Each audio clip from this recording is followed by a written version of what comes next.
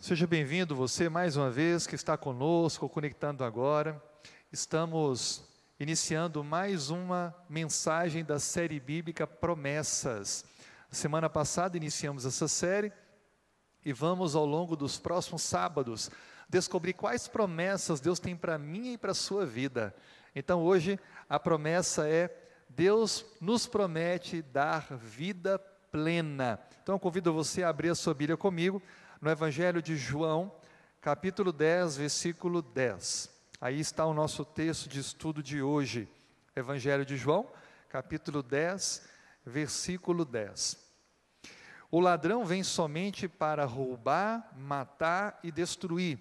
Eu vim para que tenham vida e tenham vida em abundância. O que chama atenção nesse texto que nós acabamos de ler é sobre uma promessa feita por Deus, de dar vida plena ou vida abundante. Mas antes de falar sobre o que é vida plena ou vida abundante, eu queria te fazer uma pergunta. Você sabe o que é uma promessa? O que seria uma promessa?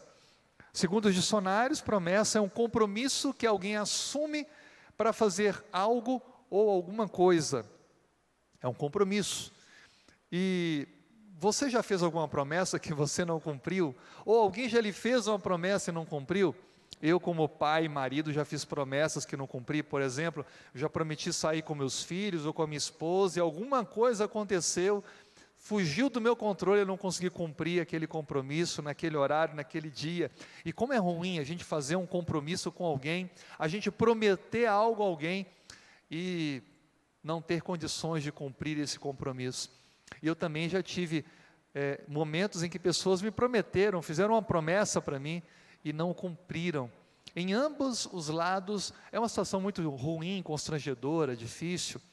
Promessa é algo sério, é um compromisso.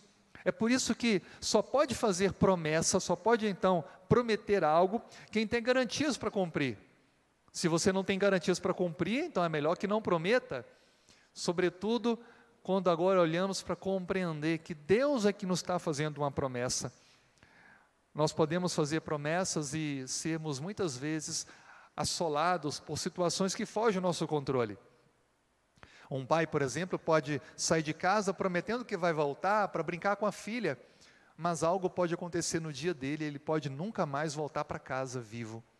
Ou seja, essa é uma promessa que não será cumprida, não porque o pai não quer, mas porque fatores que estão fora do controle do pai o impossibilitarão de cumprir essa promessa. Assim sendo, eu olho agora com você e penso: e Deus? Como são as promessas de Deus? A verdade é que Deus está além das circunstâncias. Não há nada que impede Deus de fazer aquilo que Ele promete. Deus está condicionado, como eu e você, a limitações restritivas que podem nos impossibilitar voltar para casa, pegar um voo ou um transporte devido à pandemia, de poder honrar um compromisso por causa de um atraso no trabalho, ou um trabalho extra não programado, ou um acidente no percurso. Deus, Ele está acima de tudo isso, e aquilo que Ele promete, Ele tem plenos poderes para poder cumprir. É por isso que com Deus é totalmente diferente. As promessas feitas por Deus, elas têm uma total credibilidade, porque Ele nunca promete aquilo do qual Ele não possa cumprir. Mas a pergunta que precisa ficar para começarmos esse momento de reflexão: você está disposto a receber as promessas de Deus? O fato aqui não é avaliar se Deus pode cumprir a sua promessa. A questão é: você realmente quer a promessa de Deus ou as promessas de Deus? É de fato o desejo do seu coração? Porque a gente pode dizer uma coisa, mas não viver como quem quer. Você realmente quer? Está disposto a receber? O texto que nós lemos, e agora voltando para o texto, Evangelho de João, capítulo 10, versículo 10. Ele inicia falando sobre aquilo que Deus não é, aquilo que Cristo não é. E ele diz: o ladrão vem somente para roubar, matar e destruir. Veja que o texto ele enfatiza sobre o ladrão. Você já ouviu falar sobre cleptomania? Cleptomania é um transtorno, um impulso que resulta na irresistível vontade de tirar alguma coisa que não lhe pertence, em roubar. Então tem pessoas que podem ter um nível social até equilibrado e até alto, mas que são, infelizmente, portadoras dessa síndrome, são cleptomaníacos. Por que eu estou falando dessa palavra aqui? Porque quando a gente estuda a Bíblia na língua original, a palavra que aparece aqui para ladrão é kleptes. Kleptes, ladrão. Ou seja, agora você sabe a origem grega da palavra ladrão, que nós usamos aqui no português, Brasil. Então, no original, essa palavra grega é kleptes, ou seja, uma pessoa indesejada, que vem e tira aquilo que você conquistou, conseguiu, com muito esforço, e por um ímpeto, ela lhe tira, trazendo prejuízo e tristeza. Em 2016, foi feita uma pesquisa, perguntando às pessoas assim, você já foi roubado? Isso no Brasil. E por incrível que pareça, entre outros países que foram pesquisados, o Brasil ficou em destaque nessa pesquisa. O número de pessoas que haviam sido assaltadas de alguma forma nos últimos 12 meses chegou a quase 10% dos entrevistados. Quase 10%.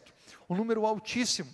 Esse estudo foi divulgado no relatório da Cooperação e Desenvolvimento Econômico.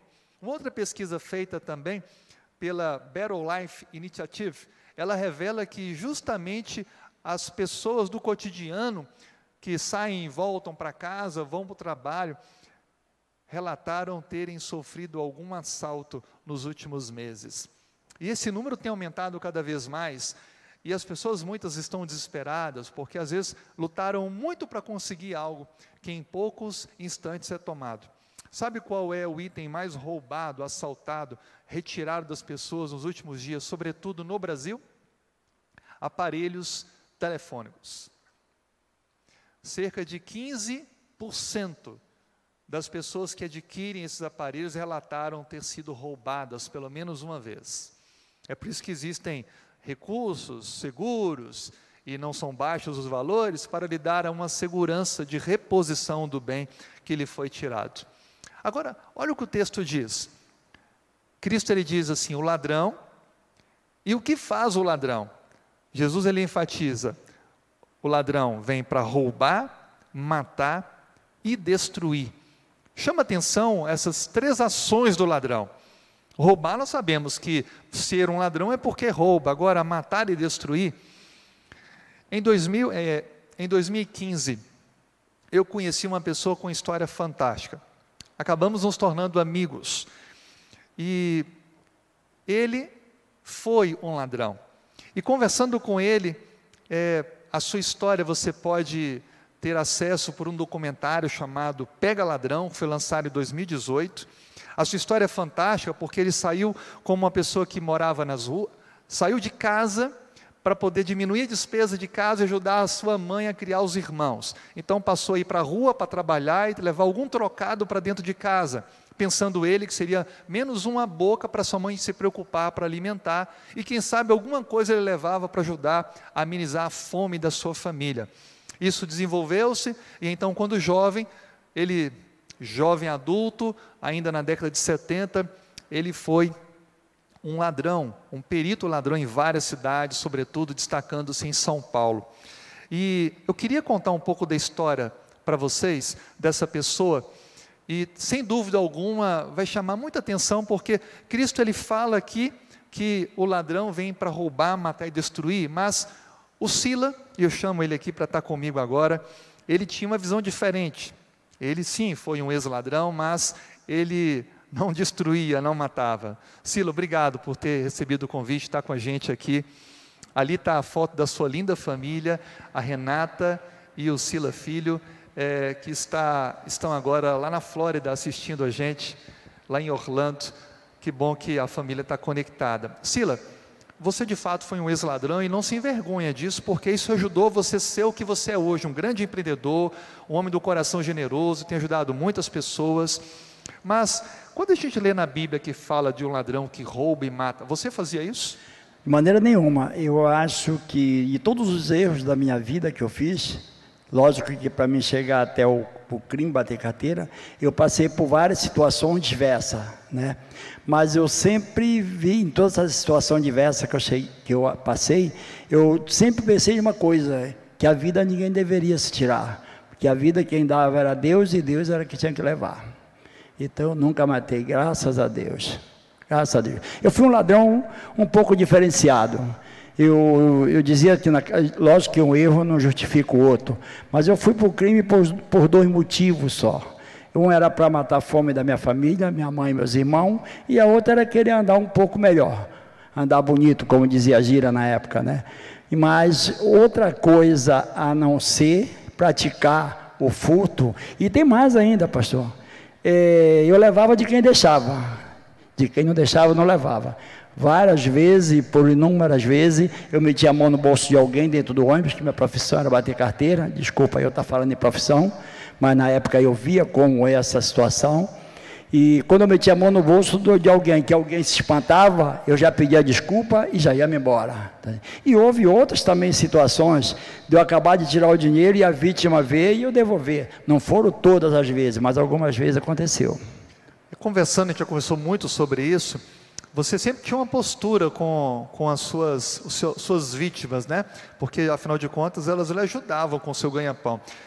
Você comenta, inclusive, no seu livro, Dane-se os Normais, uma biografia da sua história, é mencionado que você, às vezes, nunca tirava tudo, sempre deixava um pouco.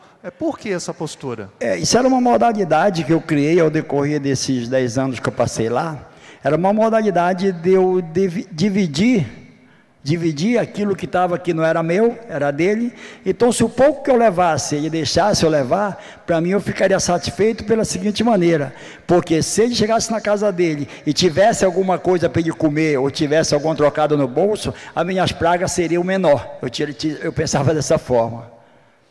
E eu creio também que é diferente, porque se você preservava a vida daquela pessoa, as condições que ela tinha para continuar lutando, em outro momento você poderia novamente encontrá-lo e tirar um pouco mais, né? Diferente de quem mata, né? Já perdeu ali. Eu acho que matar é uma palavra muito dura, e eu acho que praticamente é até difícil de analisar, porque quando você mata uma pessoa, sei lá porque for, você nunca mais vai ver essa pessoa, né? Essa pessoa, é o seguinte, não vai ter nem como falar de ti, bem ou mal, porque tu matou ela. E eu dizer o seguinte, hoje eu acho uma situação muito delicada em relação ao crime, é quando ele rouba, porque na minha ideia, para mim ele está matando o próprio rendimento de renda dele, né? Porque se ele mata a sua própria vítima, se ele mata uma pessoa que ele estava tirando dali, uma hora vai faltar vítima para ele, né? Vai chegar uma hora que vai ter mais ladrão e pouca vítima. Silo, hoje a gente vive numa situação de pandemia no mundo. Você inclusive está aqui no Brasil, além de uma missão sendo cumprida aqui, um dos seus empreendimentos, está ainda impossibilitado de voltar para estar com sua esposa e seu filho. Como você vê, Sila, a possibilidade que estamos tão pertinho desse fim, da promessa de Deus, de que possa nos dar a eternidade, mas agora você olhando para todo esse histórico, a decisão que você tomou, você hoje é uma nova pessoa, você nasceu de novo, anseia por esse momento.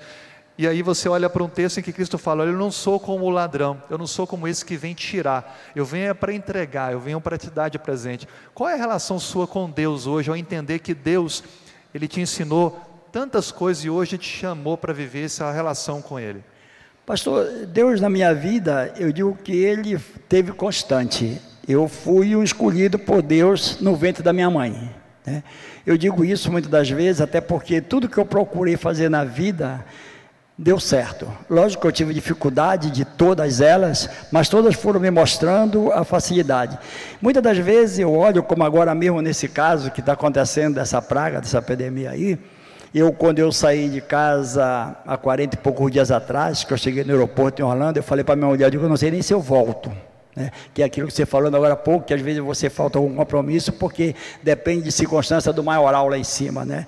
Eu falo sempre que às vezes você pensa que sabe todas as respostas, aí Deus vem e muda a pergunta, né?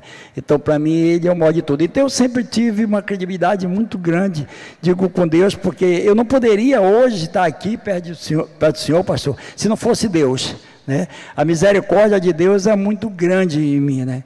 A minha mãe, por ser uma mulher também evangélica, eu falo sempre que se eu vivesse mais 10 anos, ou mais 20, ou mais 30, a oração da minha mãe ainda está valendo, entendeu?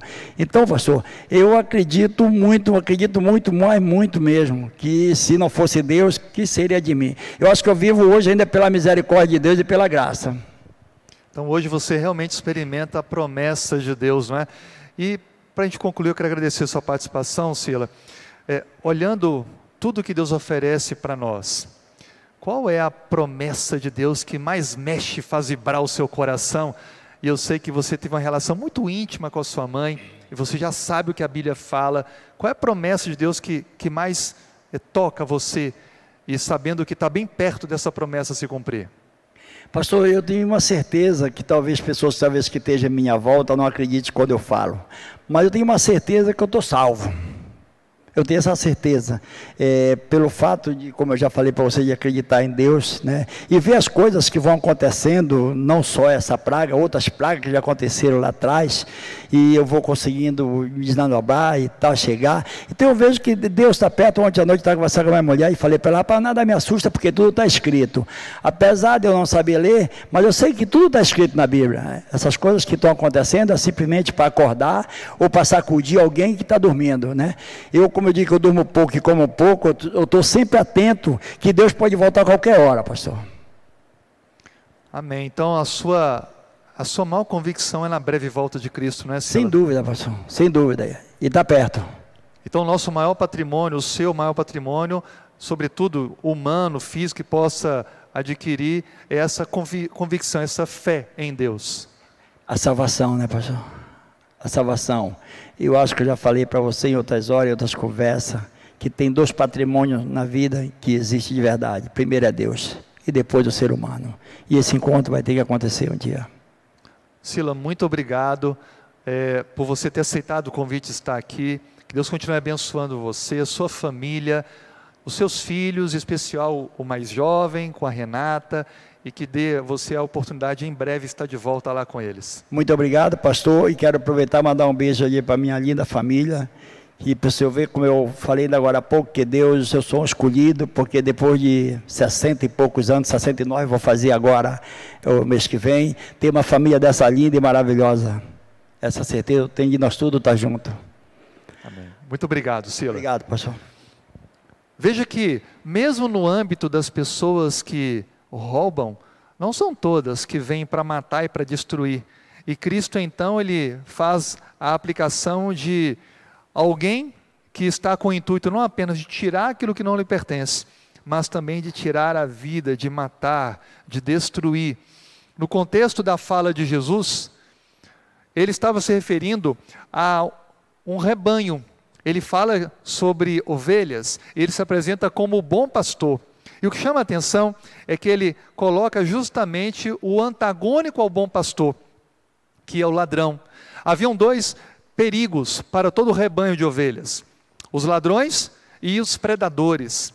E o cuidador das ovelhas, chamado de pastor, deveria estar atento para essas 2 adversidades: ladrões, salteadores que pudessem surgir, ou então predadores, dentre eles os lobos, que pudessem entrar no aprisco e provocar a morte e a destruição do rebanho. Veja que fica bem claro com essa colocação de Cristo, de que ao ele apresentar-se como o bom pastor e dar as definições do ladrão, ele está apresentando que o ladrão ele apenas pensa em si mesmo. O ladrão tem interesses apenas egoístas. Os criadores de ovelhas deveriam estar preparados para essas adversidades. Mas o que significa esse ladrão apresentado por Jesus no Evangelho de João, capítulo 10, versículo 10? A primeira definição de quem é esse ladrão é o próprio inimigo, Satanás. É aplicado claramente em todos os estudos de que aqui estamos diante do inimigo rival de nossas vidas. Aquele que desde o princípio tem enganado o ser humano e provocado levar à destruição, à morte. Porque o inimigo ele vem apenas para enganar, roubar, matar e destruir. Todas as ações do inimigo são malévolas. A sua ira especialmente é contra aquele que obedece à palavra de Deus, aquele que cumpre a palavra de Deus. Ele busca então atingir a Deus. Como ele não consegue, ele então quer atingir a criatura de Deus, eu e você, seres humanos. Mas esse texto também, ele se aplica a ladrões, outros tipos de ladrões. Que ladrões são esses? Quando você olha o contexto, você percebe que Cristo está direcionando a líderes da sua época, líderes religiosos, que estavam vivendo, agindo como fossem ladrões espirituais.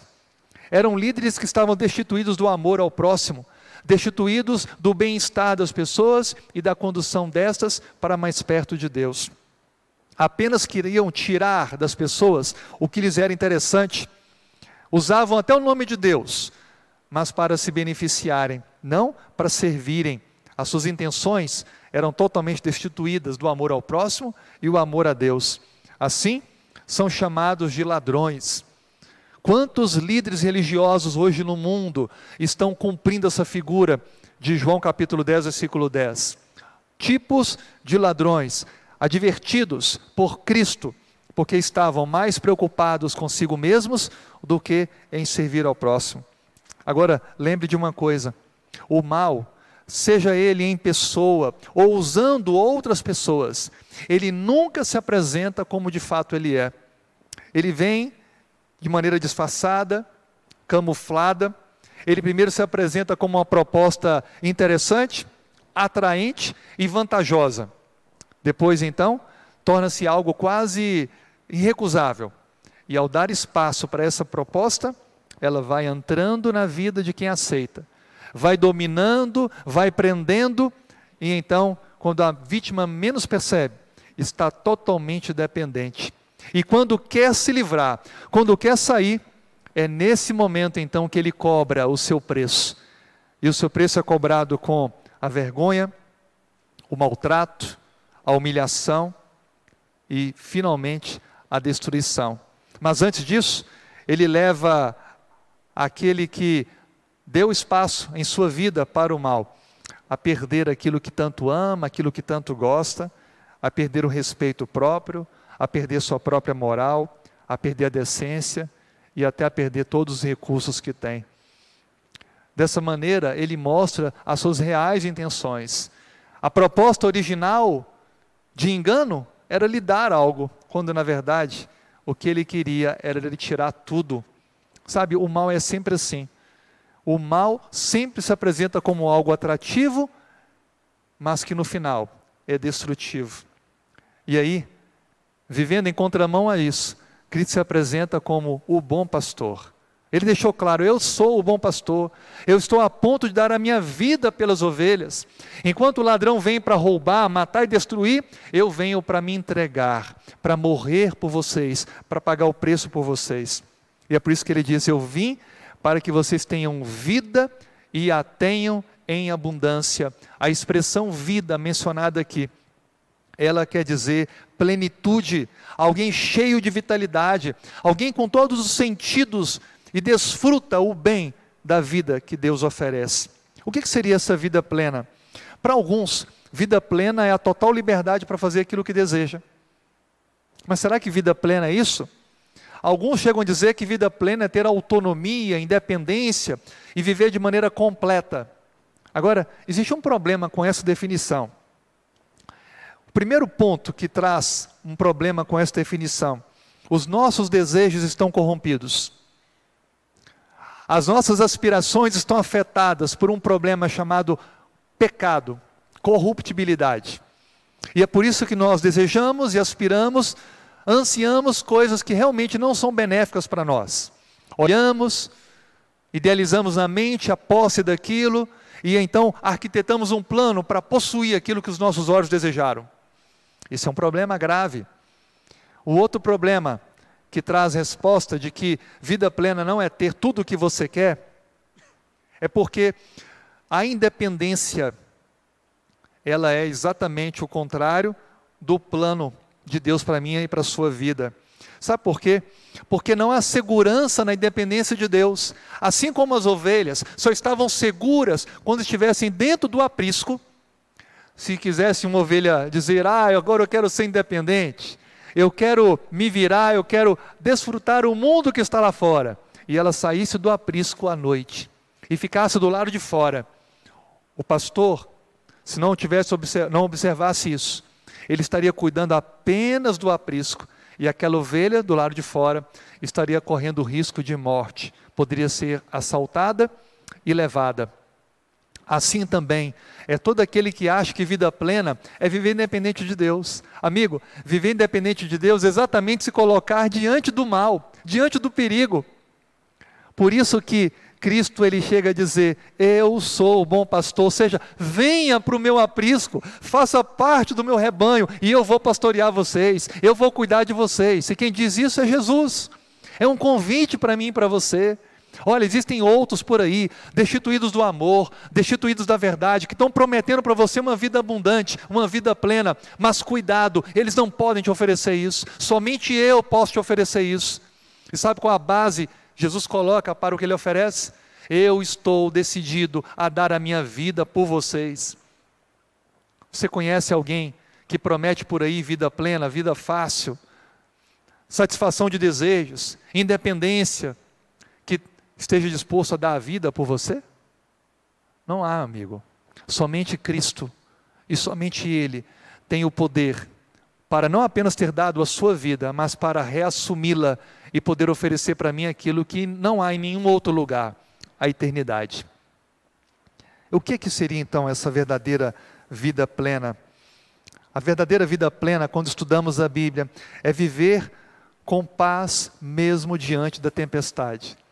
Lembra quando os discípulos estavam no barquinho e a tempestade, o tempo fechou, desesperados, ficavam tentando fazer o que suas forças permitissem para reconduzir o barquinho. E Cristo dormia, aguardando o momento de poder agir. E então, apenas com uma palavra, aquieta-te, tudo se fez em paz, tudo se fez em bonança. A diferença para aquele momento tão contrastante era a presença e a intervenção de Jesus.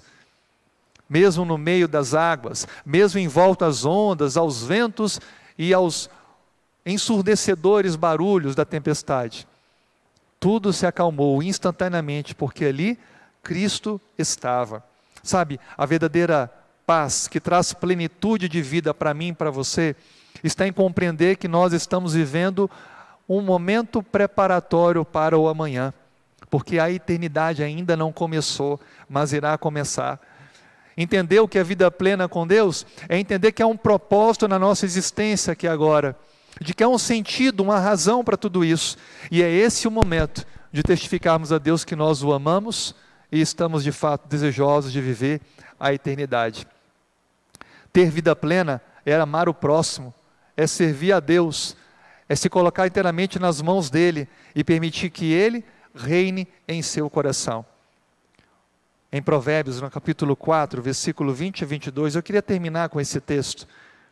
O livro de Provérbios é um livro escrito por Salomão, usado por Deus. E ele apresenta para mim e para você conselhos preciosos de como ter vida plena. Olha o que a Bíblia diz. Provérbios capítulo 4, versículo 20 a 22. Filho meu, atenta para as minhas palavras, os meus ensinamentos, e inclina os ouvidos. Não deixes apartados dos teus olhos, guarda-os mais íntimo do teu coração, porque são vida para quem os acha e saúde para o seu corpo. Olha o que Salomão está dizendo. Quando eu paro para escutar a voz de Deus, quando eu paro para seguir a palavra de Deus, eu estou adquirindo segurança para uma vida plena com Deus. Veja que a dependência de Deus é o caminho para ter uma vida plena. Não é a independência de Deus, não é viver do seu jeito, da sua maneira, como os seus gostos e prazeres determinam, mas conforme Deus planeja, idealizou e aconselha para mim e para você. Agora isso é um convite. Deus não pode entrar no território do livre-arbítrio, da decisão pessoal e voluntária. Deus não te obriga a fazer nada, você tem que aceitar, porque Ele voluntariamente se entregou por mim e por você. E é por isso agora que Ele apenas estende para mim e para você o convite. Você me aceita? Você me deixa reger a sua vida, você me deixa ser o pastor e ter você como sua ovelha, como minha ovelha. É o seu desejo, Jesus diz, permitir que eu guie e conduza os seus passos. Deseja você deixar a sua independência, a sua prepotência, a sua autonomia e me deixar agora conduzi-lo, conduzir o seu lar, conduzir sua vida profissional, cuidar da sua saúde. Está disposto você, mesmo em meio à tempestade da vida, aos eventos caóticos que estão nos cercando, dizer: Senhor, eu creio em Ti, eu creio que o Senhor tem um plano para a minha vida, e ainda que eu venha ser afetado por algo, ainda que eu venha sofrer por isso, eu creio que o Senhor nos garante a vida eterna. Deus, Ele ama cada um de nós, mas Ele apenas espera que nós aceitemos esse convite.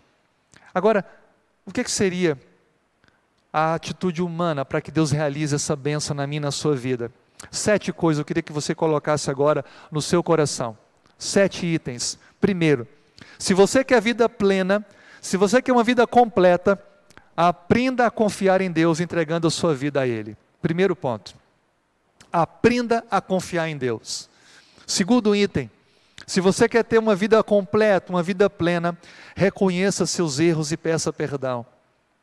E isso tem que ser uma tarefa diária, assumir a sua culpa, as suas falhas e falar: Senhor, me perdoa, eu reconheço que fiz isto e não está de agrado com a tua vontade.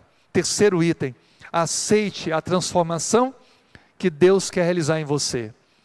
Essa parte é difícil, porque muitos querem confessar o erro, mas não querem abandoná-lo. É por isso que eu tenho que permitir que Deus, na pessoa do Espírito Santo, transforme a minha vida, mude os meus intuitos.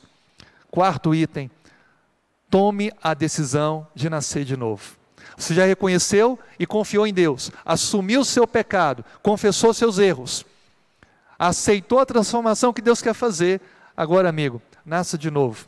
A Bíblia descreve em João capítulo 3, o novo nascimento da água e do Espírito, uma vida nova. E se você precisa entregar-se a Deus e ainda não fez, tome essa decisão. Aceite Cristo, nasça de novo.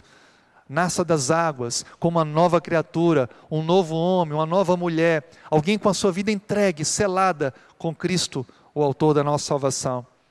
Mas aí não conclui. Após nascer de novo, é necessário que você agora obedeça aos mandamentos de Deus. Até ali, você fazia suas próprias regras, mas agora você precisa obedecer ao que Deus nos ensina. Deixe de seguir as suas próprias convicções e ouça o que diz a palavra do Senhor. E aí, então, sexto item, permaneça fiel. Não adianta ter sido obediente um momento da sua vida, é necessário permanecer fiel e obediente a Deus. E aí então, para concluir essa lista de 7 itens, e esse número é importante, o número 7, olha o que você precisa permitir acontecer: use seu tempo e a sua vida para partilhar o que Deus fez em você com aqueles que você tiver contato.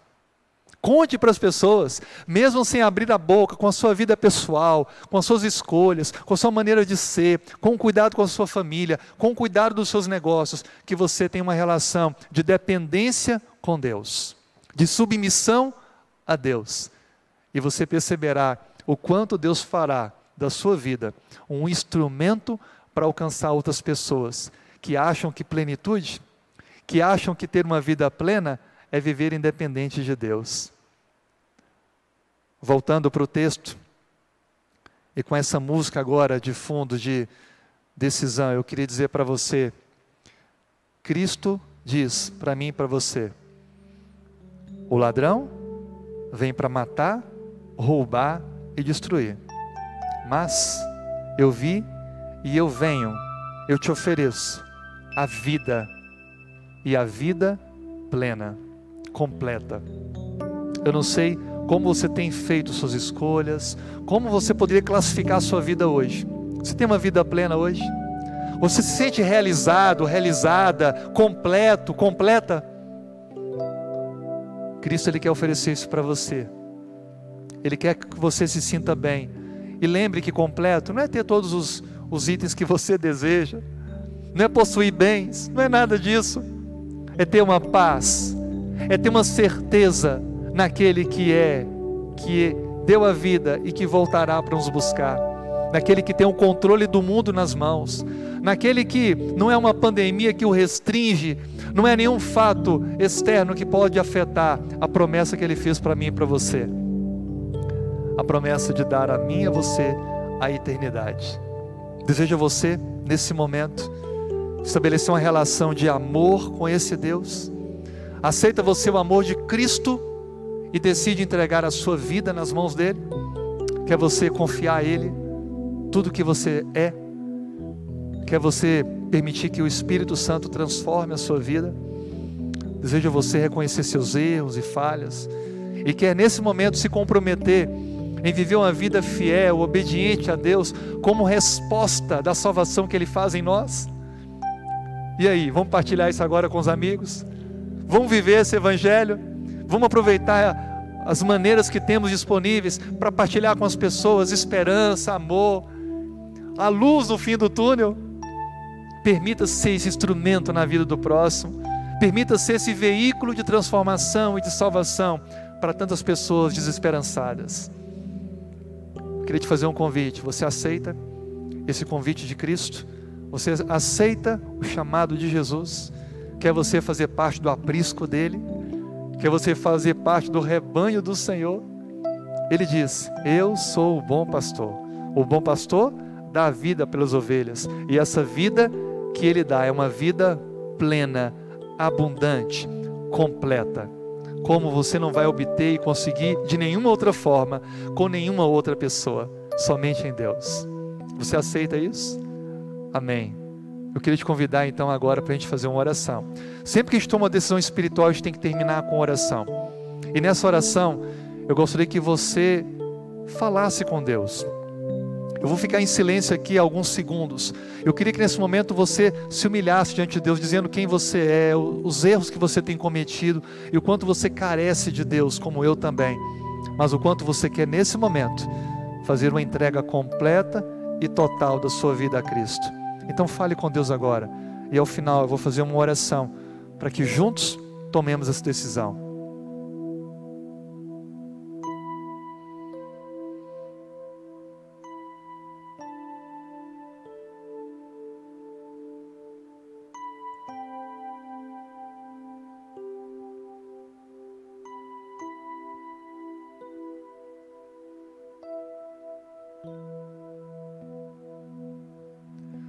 Eu oro agora, Senhor Deus, com este amigo, esta amiga, esta pessoa que está acompanhando com a gente e que toma a decisão de entregar a vida, o coração em Tuas mãos, aceitá-lo como o único Senhor de seus corações.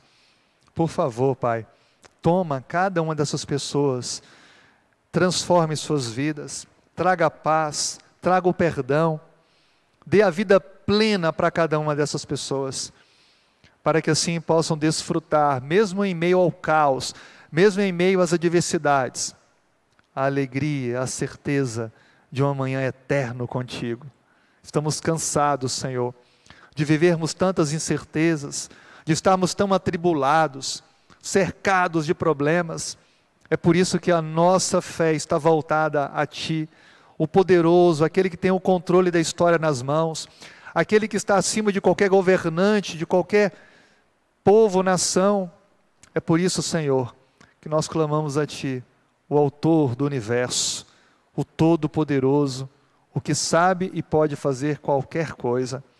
Por favor, nos aceite como membros do Teu aprisco, como ovelhas do Teu pastoreio. Reja a nossa vida, queremos ser dependentes de Ti, queremos ser guiados por Ti, queremos assumir nossos erros, queremos ser transformados pela maravilhosa pessoa do Espírito Santo, queremos nascer de novo, queremos, ó Pai, ser fiéis à Tua palavra e queremos partilhar dos Teus feitos em nós, da paz que o Senhor nos oferece às pessoas com as quais temos contato. Queremos deixar de focar na pandemia, no caos, no pessimismo e direcionar nossas atitudes e ações para a eternidade, para a paz, para a plenitude de vida que temos agora no Senhor Jesus. Muito obrigado. Colocamos isso diante do Senhor e fazemos com fé, em nome de Jesus. Amém.